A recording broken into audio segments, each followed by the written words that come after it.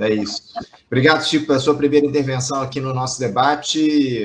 Vamos ver aí o que é que as investigações da Polícia Federal vão mostrar. Acima de tudo, se o Flávio Bolsonaro vai continuar ou não na corrida presidencial, só as pesquisas vão dizer. É o que a gente vai aguardar. Mas quero ouvir nesse nosso debate também Mauro Iaz. Mauro, eu gostaria da tua participação aqui com a gente, sua primeira fala. Bom, Anderson, acho que a gente pode começar lembrando meu querido poeta Bertolt Brecht, quando dizia que crime é roubar um banco comparado a fundar um, né? Eu acho que essa frase o Vorkari podia emoldurar e colocar na sua cela, que é uma boa lembrança, né? O risco desse escândalo, né, dessa figura que bem expressa o que algumas pessoas chamam de uma lupenburguesia, né, esse crime organizado, claramente, pode obscurecer o fato de que o crime do sistema financeiro é talvez até maior, né?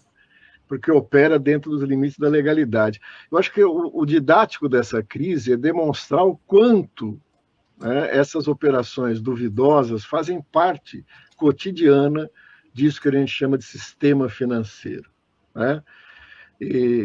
Enquanto que o Vorkari vai para a cadeia, os faraós do sistema financeiro continuam governando o Brasil das suas pirâmides, né? Então, acho que essa é didática, essa questão. Do escândalo em si, eu gostaria de dizer que existe aí uma justiça poética, né? Nada melhor do que o dinheiro do crime organizado para financiar um filme sobre Bolsonaro, né? Eu acho que isso deveria estar nos créditos iniciais ali, ou nos créditos finais, o agradecimento a essa justiça poética. Quando o Flávio fala, olha, nenhum centavo desse dinheiro do Vorkari deixou de ir para o filme, passando por um viés ali, né, um subterfúgio de uma empresa, como é próprio do esquema da pirâmide do Vorkari, né, passar por várias coisas para distrair e esconder o caminho do dinheiro. Pelo que a gente soube ontem, uma dessas empresas que repassa o dinheiro está envolvida, inclusive, com lavagem de dinheiro do PCC, né? Quer dizer, quando ele fala, olha, não há nenhuma irregularidade, eu só peguei o dinheiro e passei para o filme, ele está obscurecendo o caminho desse dinheiro. Não só a origem, como falou o Chico, né, que é o roubo do dinheiro dos aposentados, do Rio de Janeiro e de outros estados, mas também o fato de que são essas fintechs, que são essas empresas que muitas delas continuam operando como se fosse a coisa mais normal do mundo, quando está mais do que claro que são sistemas de lavagem de dinheiro.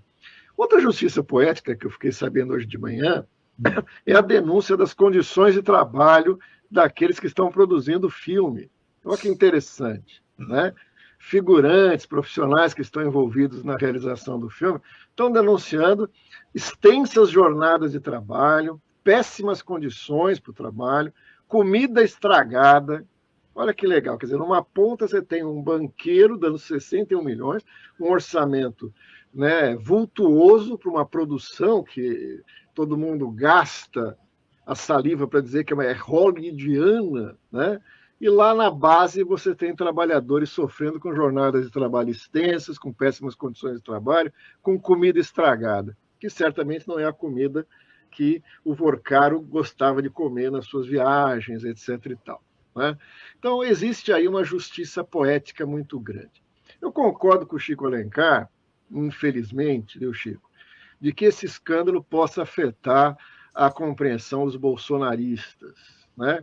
Porque compreensão e bolsonarista são duas palavras que dificilmente podem ser colocadas na mesma frase, né? O que ocorre é que esses 30% consolidados ali no bolsonarismo pouco podem serem influenciados por isso. Mas numa eleição tão disputada, tão travada entre esses dois polos, existe um segmento intermediário ali que pode decidir a eleição. E esse segmento é muito influenciável por esse tipo de notícia.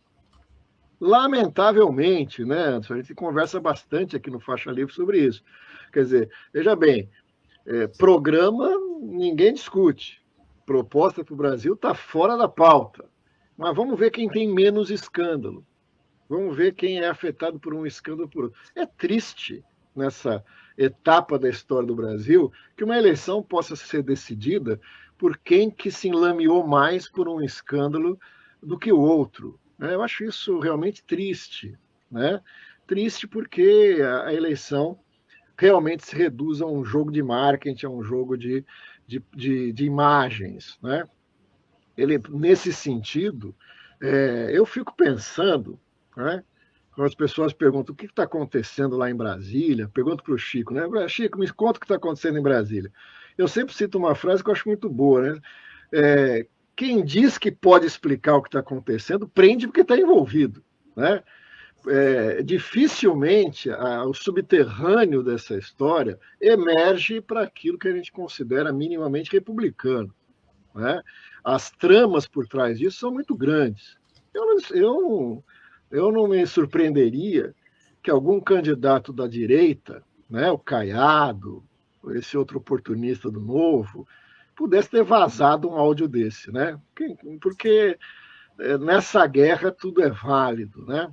Quem sabe a própria Michele, quietinha no canto dele, ali encontrando com o Alexandre de Moraes numa atividade, pode ter deixado escapar isso para poder derrubar o Flavinho, né?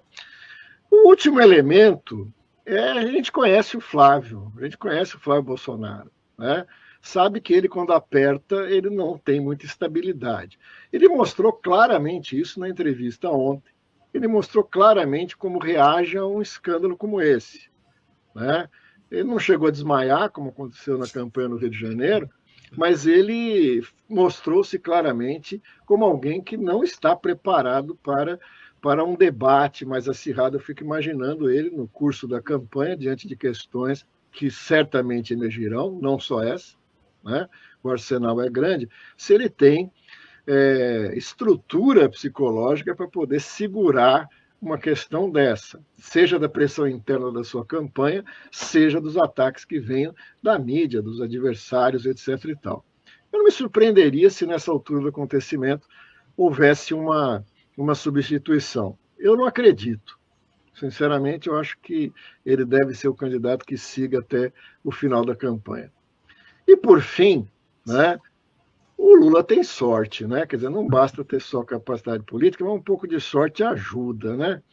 O Lula dá muita sorte. Se a gente voltar o relógio um pouquinho para trás, era uma situação de pode-se perder a eleição, né? Está claramente em risco a reeleição do Lula e, de repente, um escândalo desse cai no colo da coordenação da campanha do Lula como uma bênção, um presente de Natal antecipado, né?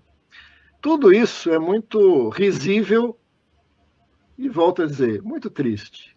Muito triste que a gente tenha que estar discutindo isso ao invés do nosso tão sofrido país.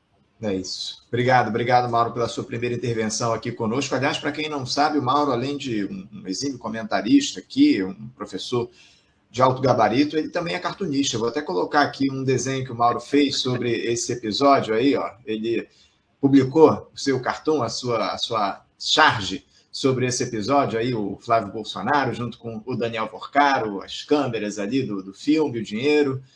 Enfim, é isso, é a cara desse processo que a gente vê aí no nosso país, do Daniel Porcaro financiando a família Bolsonaro, financiando todo esse quadro de horror aqui que a gente vê no nosso país.